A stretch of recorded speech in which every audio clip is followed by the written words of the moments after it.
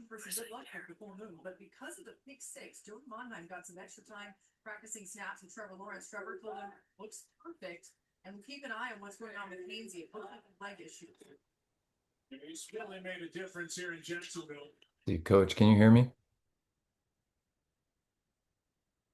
Yeah, I got you. Yeah, okay. Okay, I got a recording going just so we're good there. Yeah.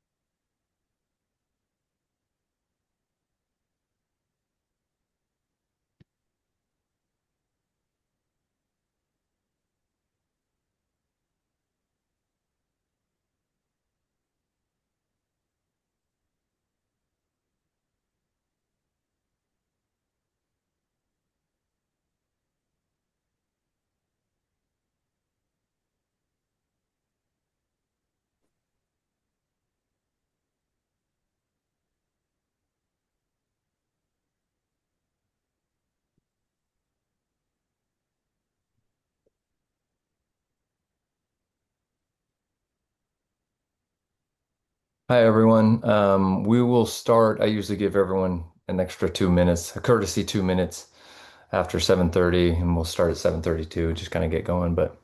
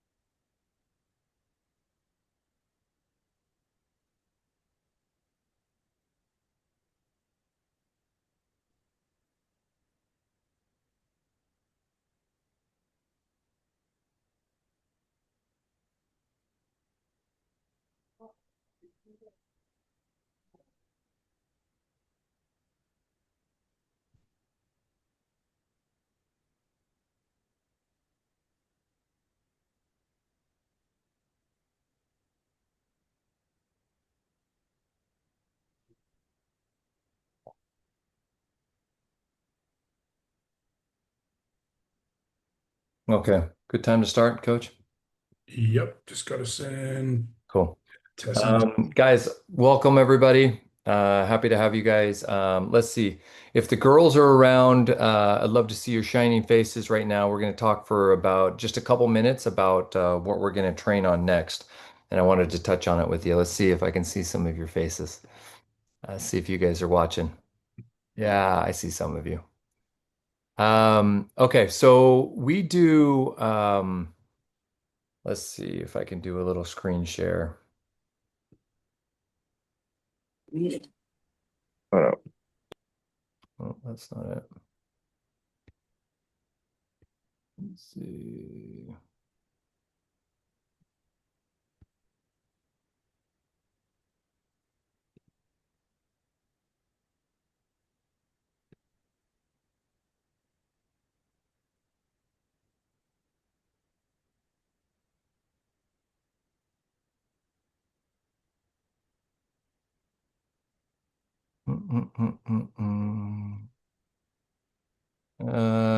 Coach, where's my screen sharing? Is it under share? Here we go. Share to the green button at the Oh, I bottom. got it. Okay. Let's see. Post only.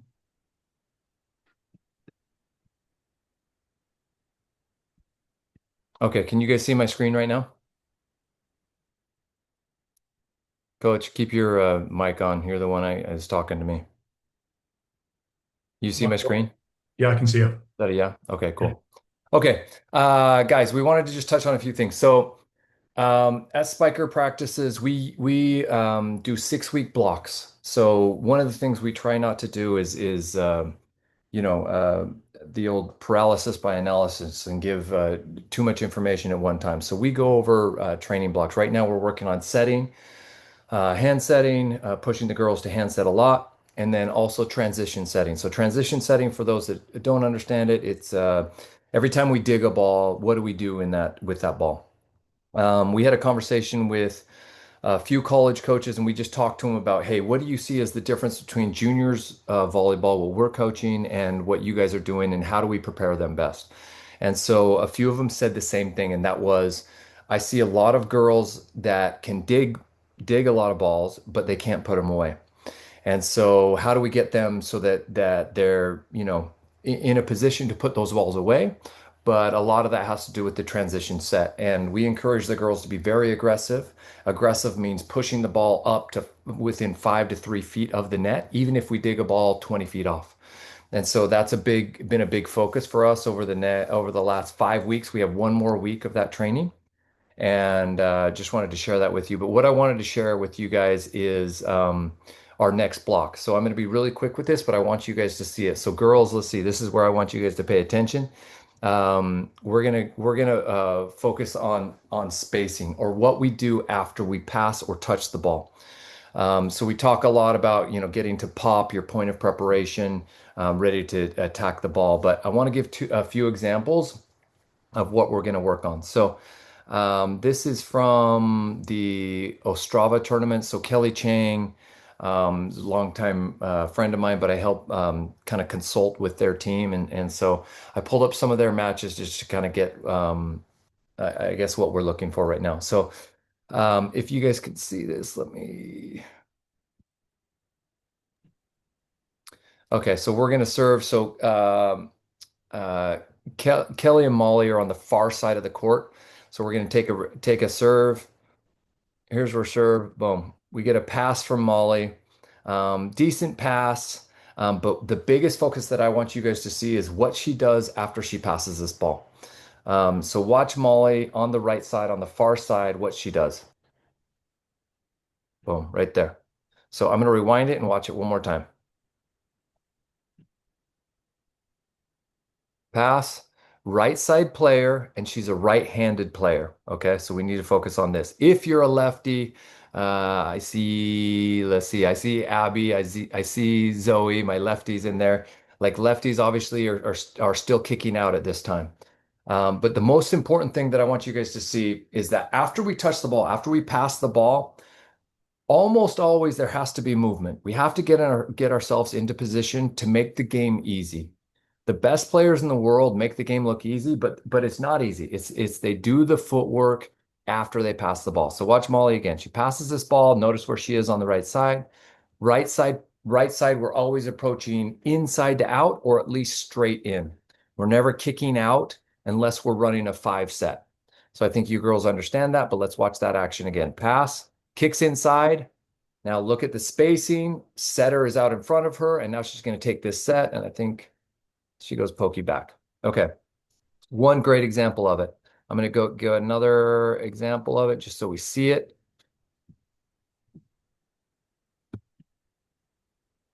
Okay, same thing. Serving Molly. Passes just past the 3 zone. So passes a little bit to her left. But watch Molly and watch the action that she makes after she passes this ball. So watch this. Pass. Okay. So now Kelly's going to set this ball, but look at the spacing that she's made after she passed the ball. She probably covered 12 feet after she passed the ball. That's a lot of movement. What we see in juniors volleyball a lot is we pass and we just stand where we are. And now we're requiring a set from Kelly. If we stay out there in the 4 zone, we're requiring a set that goes two zones across the net, which is just much more difficult for the setter to make, and then much more difficult for the attacker to go and attack.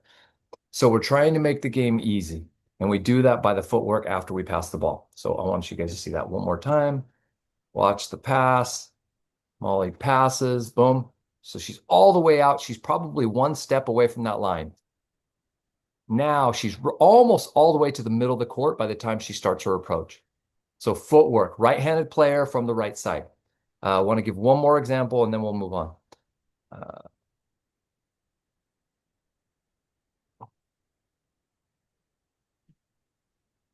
Just want to talk about left side players now. So left side players, right-handed players, okay? Our lefties have the job of reversing everything that I'm teaching right now. Okay, this isn't it. It's the next play. Hold on. Okay, serve, left sider. Okay. Kelly's passing that ball right in our serve receive zone. And let's watch her action. Okay. So she's kicking all, she passed that on her right, which is a little bit into the middle, but in that serve receive zone. She kicked all the way out almost to the end line. And now she's going to take that line of approach all the way into like your serving zone if we're serving zone 6. So good, strong approach. And she gets a little tight set. But watch it one more time. Pass, boom. Where does she go? She doesn't just stay there, because if she just stays there, she creates a tough line of approach, but also a tough setting angle for Molly. Kicks outside, keeps the setter out in front of her, and now we're big and physical and we make the game look easy. Cool.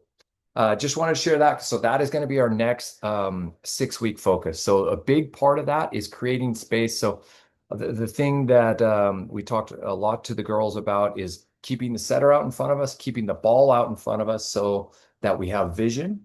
And so we're going to really work on if after we pass the ball, we do all this work to get into pop. If we're doing that work, what we're not doing is approaching early, because approaching early is death. Approaching early means we are contacting the ball up above our head, and our vision is gone because we have to track that ball up above our head, and we can't see the defender, we can't see the blocker. So all stuff that we're going to focus on over the next 6 weeks, and it's really important stuff. So we're really excited about it. Okay. Let's jump back to our Zoom call. The purpose of this call is really to kind of go over our tournament schedule. So Marty, if you don't mind talking for a little bit on this, and I'll let you run. Yeah. I think just coach, I want to add just, with the angles of approach you were illustrating, it just gives our athletes, like you said, the best chance to be physical. It gives them the best chance to have the biggest range and deception on the court as well. So like they can, I guess, really manipulate their opponents if they get into those scenarios. Coach, can you share the comp doc? Yes. And guys, I'm going to put the competitions doc into the chat so you can follow it. And so just going to talk through before we get to the competition stuff, and we've been talking about it a bunch at practice. It's just I just want to kind of sell some events to our kids to go and see. So we've talked about it a bunch. Starting tomorrow, there's an Elite 16 World Tour event in Newport. It's free to go and watch, and a bunch of the best teams in the world will be playing. So starts tomorrow, the qualification tournament, and then finals are on Saturday. And there's a pro four-man, one of the best pro four-mans you'll probably ever see, on Sunday. So, and in our backyard and free. And then also this weekend, Friday, Saturday, Sunday, there's a huge college event, fall college ball in Manhattan Beach. And I think, I know for sure there's 11 colleges with Spiker alumni. So I think there's about 30 of our previous athletes competing in Manhattan. So once again, free to go and watch, and go and get inspired and see some of the best players at various levels going and competing. And I'll get on to our competitions doc. So we started this doc last year just to give an overview of what we see as important information for those who are new and those who are not so new. So I'm just going to run through the fundamentals pretty quickly. So the types of tournaments we participate in, there's two. A pairs event where teams enter with a partner and then just compete. So a regular, standard, like traditional beach volleyball tournament. And then a lot of the tournaments that we host in Huntington, and most of the tournaments we run through the BVCA, I guess, governing body, are club v club events. So those events mimic college format. So they're played with either 3 pairs per club or 5 pairs per club. And the ones play the ones through to the threes and the threes and the fives and the fives. and you have to win the majority of the matches to win the duel. So 2 out of 3 or 3 out of 5. Um, Governing bodies. There is an alphabet soup of governing bodies who run beach volleyball tournaments in America. And they almost always have a paid membership between, I think it's $16 for AAU now, up to about $80 for USAV. And that they're required memberships to play in their events. So we'll talk about initially the governing bodies that we support. So AVP, Jake played 20-ish years on the AVP as a pro. And I guess I worked for the AVP. It's what initially brought me to America. And I was, I guess, a tournament director of varying levels of events. So Jake and I have, I guess ties to that organization. And up until probably 10 years ago, they just had the pros, but now they have a full development pathway, participation, and yeah, so they, have a bunch of events and yeah, we kind of have worked with those guys. And then BVCA, so that's the Beach Volleyball Clubs of America. In our opinion, they run the biggest and best national championship in Hermosa each year in July. And I think to quantify that, I guess in terms of the best, I think they have, for those who are still in the recruiting phase, the most college coaches go to that event annually. It's sold out their pairs event and their Club v Clubs this year. So for their 14s, 16s, and 18s, they had 160 pairs per division. Um, and then for Club v Club, they had 24 squads per division in Futures, Club, and Open. Okay, so we align ourselves with these governing bodies for a couple of reasons. And I guess, safety and transparency is a big one. So I guess they, implement formats. And we have some say in this, to be honest, about, how to best look after our athletes and our coaches, and then using super objective ways to seed tournaments, which, sounds like a pretty fundamental thing to do, but isn't always followed.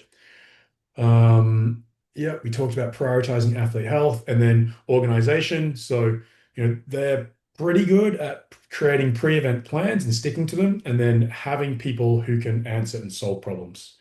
To be honest, um, like if we're being honest, like AVP probably has dropped the ball a little bit in the last couple of years, and we don't think the event has been up to the same standard that it has been previously. And we've been applying some pressure for them to make some changes. And so we're hoping to get some feedback from them, in regards to, like how they're going to improve the event so it can be better for us. And yeah, for our athletes to participate in. Um, I guess one thing we like about BBCA and AVP is they classify their age groups by graduation year. I think that's, the goal of most of our athletes, well, a lot of our athletes is to participate at college. And so, when athletes are sorted by birth date, it makes it quite complicated because they're not necessarily competing against their peers. So yeah, we like that those organizations kind of, I guess classify our athletes by grad year. In terms of BVCA's club versus club divisions, to be honest, we've been lobbying them to go to the traditional age groups. But beach volleyball is still evolving, is I guess the best way to put it. And so their classifications for competition is open is the highest level of competition. Club is their second tier. And they are limited to, I think it's now 2 committed athletes per squad, but I need to check up on that. I think it was recently changed. And Futures is for middle school athletes. So we face a tiny bit of a quandary in terms of, how we structure our squads. Our, I guess, our core philosophy is the athletes are at the center and of our circle, and getting the athletes the best experience is the priority. So um, there's nothing worse than being in two scenarios: winning a lot of games 21 single digits or losing a lot of games single digits. So we want to find really competitive scenarios for our athletes so they're challenged in the competition environment, working on the things, working to implement things that like are focusing on practice and then allowing them to grow. You know, winning is nice, but I think development is more important. Just some, I guess, new BVCA regulations to kind of note is to be eligible to play in the club v club component of the national championships, you must play at least one event, one qualification event, and we are allowed a maximum of three players who live more than 100 miles from Newland. And we can only have two of those players in any 5 versus 5 squad and then one of those players in a 3 versus 3 squad. Um, so I guess that covers the governing bodies that we kind of, I guess, align with and run events for. Um, I guess as a general thing, I guess, people are getting really a lot more organized. And I think we've been part of a movement to make that happen, to make a better experience, to compete against indoor and to compete against other sports. Um, the calendars are being published much earlier, and for example, we our event in December sold out about 6 weeks ago, which is relatively unheard of. And we're in a great position with our venue to be able to host large scale events.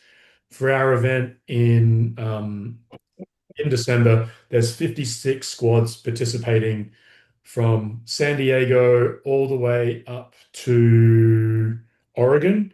And then we have a bunch of squads coming from Arizona. When we published our January event, it sold out in less than 3 days. And we've got additional teams from Texas, but pretty much the Western Seaboard and then Texas is where we attract teams from on a kind of regular basis. And that's due to the quality of events that we run, but also the quality of our athletes, and they know there's going to be great competition. Um, so that greater level of organization creates some difficulty for us in terms of selecting the amount of squads which is appropriate for our athletes a long way in advance. So we're having to kind of ask you guys further in advance, like, are you willing and able to play? And like, because we don't want the scenario where we have lots of people sitting on the sidelines, but we also don't want to take up additional positions when other clubs could come and play and make the draws kind of easier to run from a tournament operations perspective. That was a long little bit of talking. Coach, have I missed anything in the kind of? No, but I think right now is a good time to just kind of explain what we go through. We're talking about, we're asking you guys to sign up for these BVCA tournaments. Um, I think most of you know that you're able to sign up as an individual or with a partner, and we have zero preference on that. But we want you to understand, I guess, the process and the thought we go through when we do that. We have, for example, for our December event, we have about 60 athletes that are going to be competing, all the way from our open division, all open club and futures. And so, there's, I don't know exact numbers, but I would guess that around half, or maybe 30-40% are signed up as a pair. And so we get those and we get the submissions, and Marty and I, and Maddie. So like today, me, Marty, and Maddie spent 2 hours kind of just going over selections, talking it out. There are a lot of things that we kind of put into our selections. So a few things that we really believe in is that we try not to put too um, well, how do we say this? Well, there's a few things. So physically, we try to keep our, blockers with defenders, or splits with splits. We try to avoid putting, we put in a lot of thought into personalities. We try not to put two introverts together. We think it's really important part of the Spiker Way is really kind of, the energy we put out. And so we try to, maybe put somebody with, with high energy with somebody that's a little more stoic. But I want you guys to know that, for example, just for this December BVCA, we've been making selections and the three of us, me, Marty, and Maddie, have met, I guess probably 3 to 4 times for a couple hours each time. And we talk a lot about your girls. We talk a lot about, okay, maybe there's a player that has a small hitting window. Well, okay, then we paired her with a blocker that can actually set that hitting window. And is that a good fit? Do their personalities go well together? And have we had any issues in the past? Because we have some, the reality of it is we have some girls that ask not to be played with maybe a certain player, and so we try to um, honor that. So th there's just a lot of thought that goes into the process, and so I guess a couple things with that is that once we make those teams, um, if there is a sense that hey, my daughter, or keeps getting partners that aren't her level. We if that's the feeling you get after several BVCAs, please take it upon yourself and partner yourself. We have zero problem with that. And it's just we want you to kind of be open to the fact that let's just say that none of these girls are on equal playing level. 50% of the time they're going to be the better player and they're going to have to carry or bring up their partner, and the other 50% maybe their partner is a little bit better than them. But just I guess we want you guys to have that understanding. And so we put a lot of time into those selections, and just know that it's not something we do lightly. um, yeah, just kind of want to share that process. Anything to add to that, Coach? Yeah, I think the other thing is, like, and in our first couple of years, we had a lot of last minute withdrawals, and oh, I forgot I've, got grandma's birthday on this day and I can't make it. If we're unable to find a sub with the format for BVCA, it kind of like, it kind of putting the rest of your squad in a really tough position. And depending on what squad you're in, the higher you are, the more impact that can have cascading through the rest of the group. So like signing up for these events is a real commitment from our perspective. And obviously, like, there's events, like, family comes first and health and safety comes first. So if those things, if someone needs to withdraw for one of those reasons, like we totally get it. But we just ask you to be uh, just mindful of the amount of time we, I guess, spend in selections, and a withdrawal for a flippant reason causes us some drama, especially, the 2 days prior to the event. We're setting up the beach, we're kind of doing a bunch of things. It's a really busy time for us.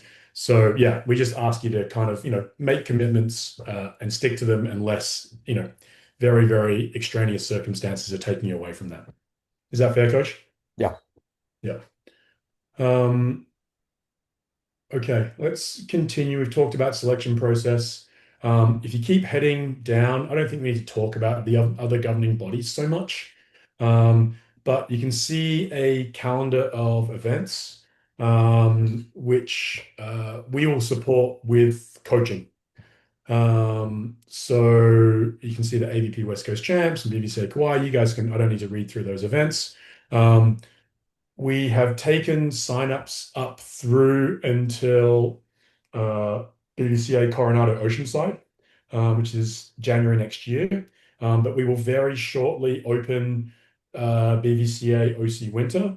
And then we're still debating about participating in the Coronado and Oceanside events in March. And then there's also a tentative BVCA Santa Cruz. Yeah, which is on the calendar for the following week. One thing which I probably should have mentioned and is on the competitions doc is just high school eligibility. So there's no limitations on club beach volleyball if you're playing high school indoor. So you can come to practice, you can play events, you're not restricted in any way. There are some restrictions if you play CIF high school beach volleyball. So the competitive season runs from February to May, and the only thing you can't do is play in a club versus club format event. So you can play in a pairs event, you're allowed to practice with us, but if you're playing high school, you can't play a club versus club event. So we get a lot of questions on that, so just important for us to point it out. And then I guess you can see towards the bottom of the calendar, like national championships. And so those dates for the national championships are confirmed.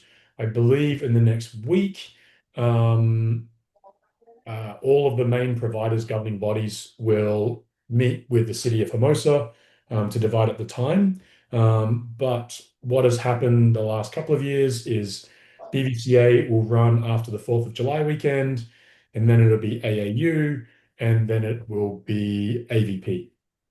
And so we don't support all of the events during that time because more isn't necessarily better.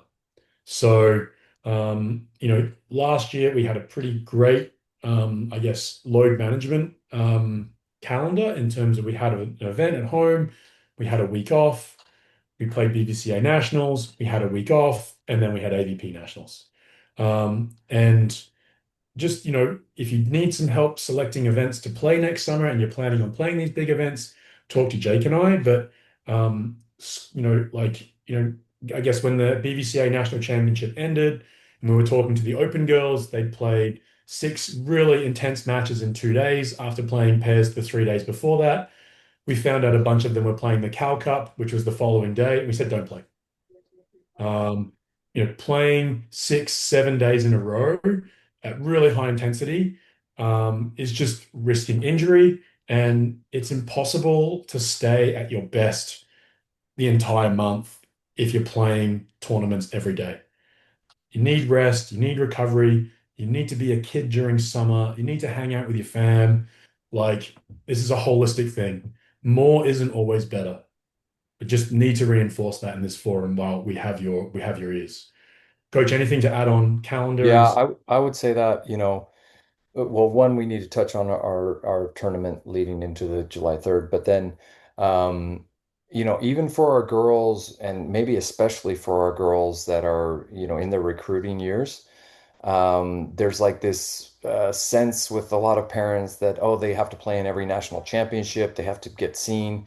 I find that not correct. I think you can still take your weeks off, and the girls will perform at a higher level with the rest needed, and they're going to be seen. They don't need to play in every event and come in super taxed, and it's that can be a stressful time. So yeah, like you said, if you have any questions on that, just reach out to us about what but the tournaments that we support, once they come out with the official schedule, we'll let you know.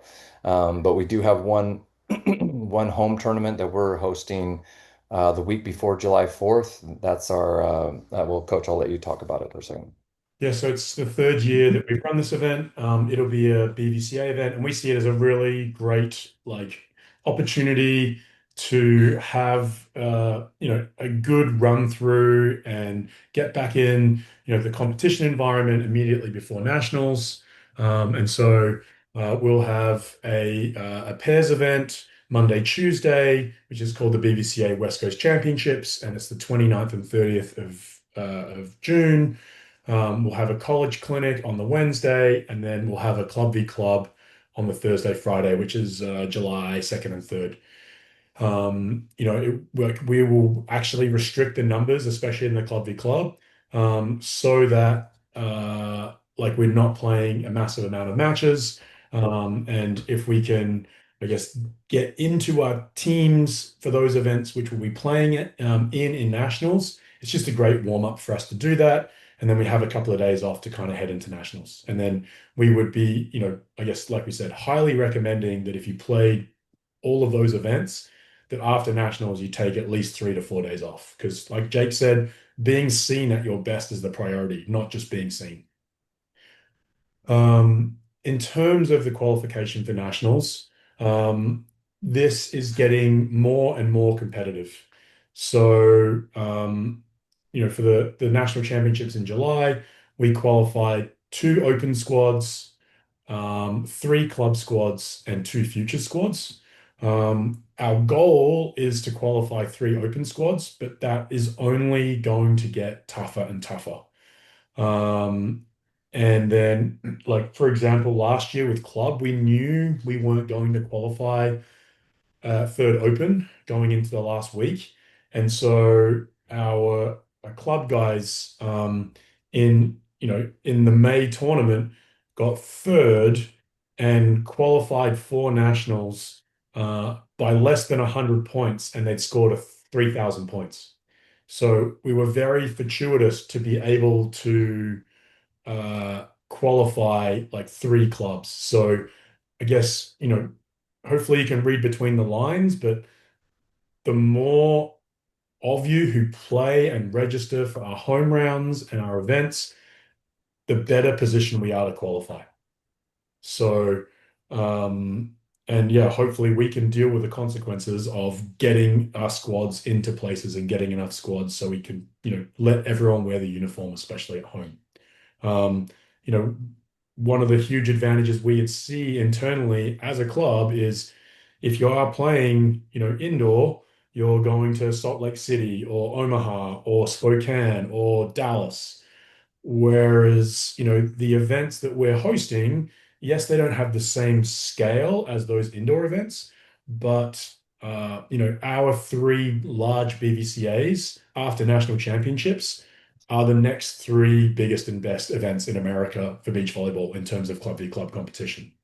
So being able to sleep in your own bed, not have to pay to travel, and have the best teams from, the West and South of America come to visit us, we just see as such a huge opportunity and something we're going to continue to do. Coach, did I miss anything on qualification for nationals? No. Cool. Yeah. Do you have more, Coach? I'd love to, especially with tournaments, I'd love to open it up to parents to ask questions. If there's anything, you guys have questions on, we covered 2 things that we'd like to open up to. One is the selections.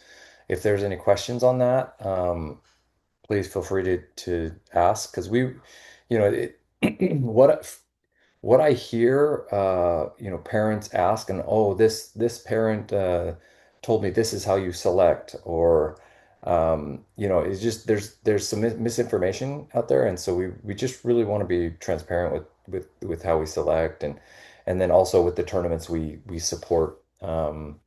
So yeah, do you guys have any questions? Coach, can I do one more thing before we open it up? Yeah, yeah. One thing we have not put on the calendar is clinics.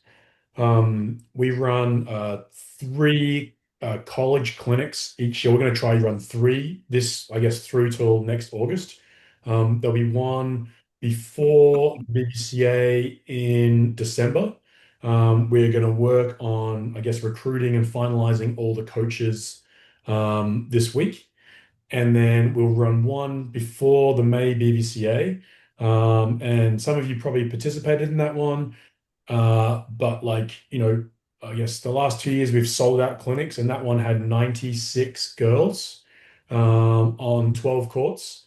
And we get a really good group of coaches each time to come and visit us. For those 2 clinics, we will provide a discount code for Spiker athletes. So once we've already posted it, but we haven't really kind of publicized it too much yet.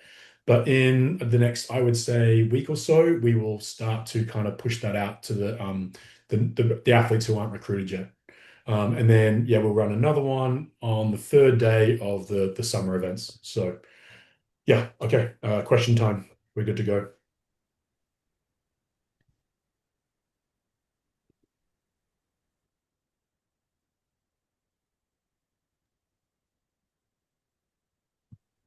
Solved all the world's problems, coach. I love it.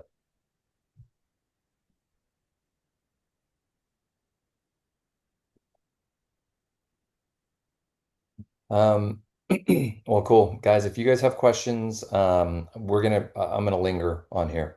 So I'll just hang out for the next 10 minutes. Feel free to hang out. But appreciate you guys getting on. We're excited for the next training block. Yeah, coach. Just before you wrap up, we will have a recruiting Zoom sometime in the next week or two, yeah? Yes. Yeah. It'll be probably 2 weeks from today. So 2 weeks from today, we'll run our recruiting Zoom call.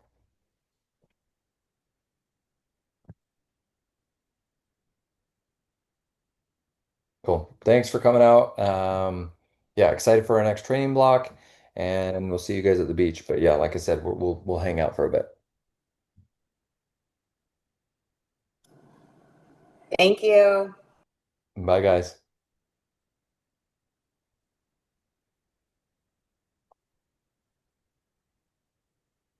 No questions in the chat, coach, which is good as well. Okay. I had a quick question, if that's okay. Yep, of course. Yeah, hey, this is great, by the way. Thank you so much. Practice start times after daylight savings time. So, uh, obviously, we can't change what time the sun falls below the horizon. But like our daughter gets out of school at like 3:15 and the practice starts at 3:15. Like, do players show up late to those Yeah. Thursday practices? And We have total understanding. And it's yeah, just the reality of it. If they can come for, an hour, 20 minutes or an hour and a half, it's totally fine. We have girls kind of cycling in. Once we go to 3:15, everyone has that problem, especially those coming from, down south. And so, yeah, no problem at all. yeah, because we're like 45. I mean, the earliest she would get there would be like 4 o'clock Yeah. at the earliest. Yep. It's Um, it's one of those things that we just get. We understand yeah. it Okay. until So we it's get some it's lights worth on the beach. keeping her. It's worth it for that hour though. Like meaning like Yeah. yeah. Yeah, we warm up and by if they're getting there 45 minutes late, they've kind of missed the cardio section of our practice, Okay. maybe one of our drills and our warm up. So once they get there, we just put them through their own like uh, you know 5 minute warm up, make sure their shoulders warm and we insert them. Gotcha. So Perfect. All yeah, right. That's exactly what I needed. Thank you so much. no problem.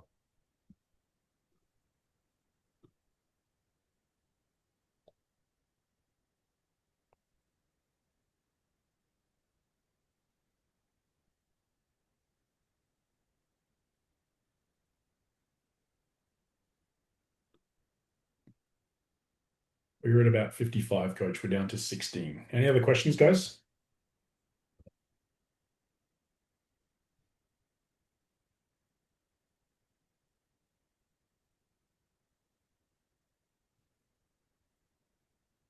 Coach, how many have you looked at the we'll just have a conversation until somebody makes it up. How many have you looked at the women's American teams that are in the event? There's a bunch. It's a Yeah, lot. they're loaded. Yeah, I mean, the men's only had four different countries in the main draw. It kind of felt a bit, it was like, Really? maybe it was the Yeah, I women's. heard I heard Sweden didn't come. Oh, really? They were in. They are? Maybe, yeah, I thought Sweden was in. Norway didn't come in the Oh, men's. maybe it was Norway. Okay, I thought Sweden. I think Mackay told me that Sweden didn't come, so that's cool. I'd rather I watch saw them play. Sweden, but they weren't seated like super high. The info. Hi, can I ask a quick question? Yes. As far as when kids sign up for an individual tournament, I heard you talking about how you guys spent time, doing the selection process and pairing the kids up.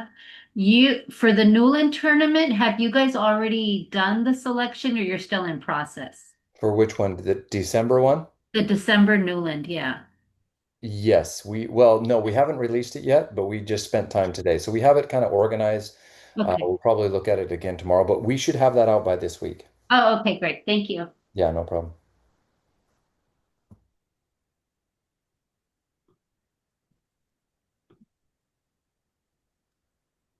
Coach, I don't see any qualification matches posted yet. 8-13. 8-13 the night before. Yeah. So Qatar, maybe Sweden dropped. Yeah, Sweden dropped. Is Norway not here? I thought Norway was here. No, Norway. It's Mole's brother. Oh, okay. So Qatar, there's like the second Swedish team who've been doing really well. I'm really surprised they wouldn't come. You'd think they would want to, Yeah. you know. So one, two. I mean, this shows the strength. There's four Americans in the main draw for the men. Oh, okay. Yeah. Like, I mean, the What Aussies, a massive opportunity for them to get into an Elite 16. 100%. That's Like huge. Nicolaides Carraher as seventh. Like Oh, then, wow. like they've been like Where's Crab Crab? Crab's 11th. 11th. Okay. But they might get overtaken by teams who come in through qualification. They Yeah. Oh, yeah. For sure they will. I yeah. don't think Trevor's played in anything for, Yeah, they have 810 points. So yeah, they'll yeah. definitely probably go to 16th. And then on the maybe the girls main draw. Yeah, there's like USA, Brazil, Germany, and Austria. Those are the only countries automatic main draw. Wow. One, two, three, four, five USA, four Brazil, two. I wonder if Pittman's here. I wonder if Kirk's coming out. Who's he coaching right now? He's German? coaching Germans. I'm not sure which ones. Yeah.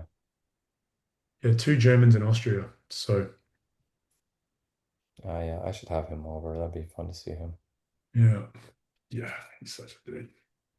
All right, where are we down to? We're down to six. Any questions, crew? Let's see. Oh, okay. There's some questions in here. Let's see. Hannah. If my daughter is in seventh grade, she'll only come on Tuesdays and Sundays. Let's see. Hannah, are you there? Maybe we could talk about your daughter. Hannah, are you on here? I see you on here actually. Yeah. Yeah, hello. Hey, Hannah. Hello. Yeah, so who's sorry, all I see is Hannah, but who's your daughter? Well, my daughter is not currently in like attending, Oh, okay. but I want her to restart. She's in seventh grade. She does indoor, but she did, club with you guys in the past. Hmm.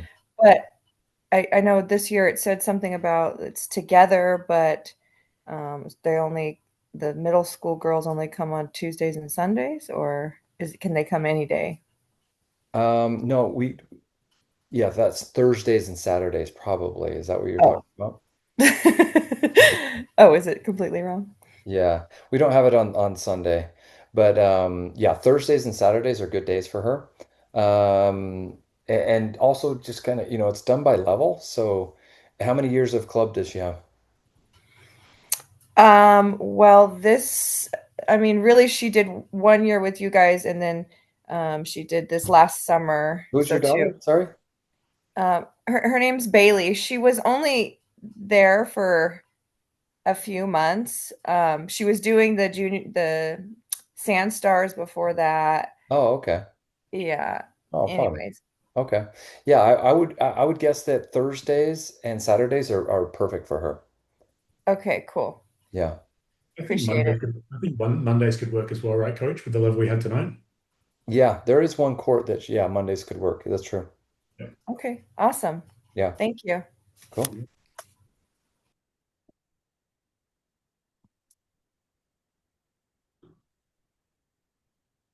And we just have anonymous user left, Coach. That go okay? Felt like it went good. Yeah, it's good. No, it's perfect. Yeah, it's good. Good to just get that out.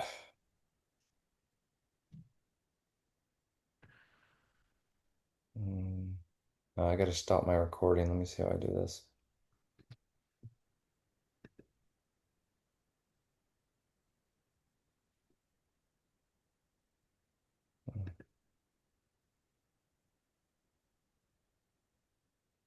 I'm always asked, like, people want the Zoom call and then I can never find it.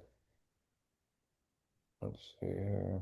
I just last year I uploaded it onto Drive. Yeah, I put this one on. Yeah, I can't.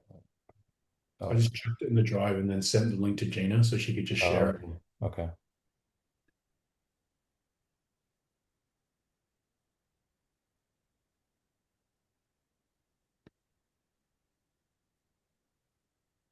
Uh, You good if I jump off, Coach? yeah, of course. All right. Okay. I'll talk to you tomorrow. Yep. See you, bye.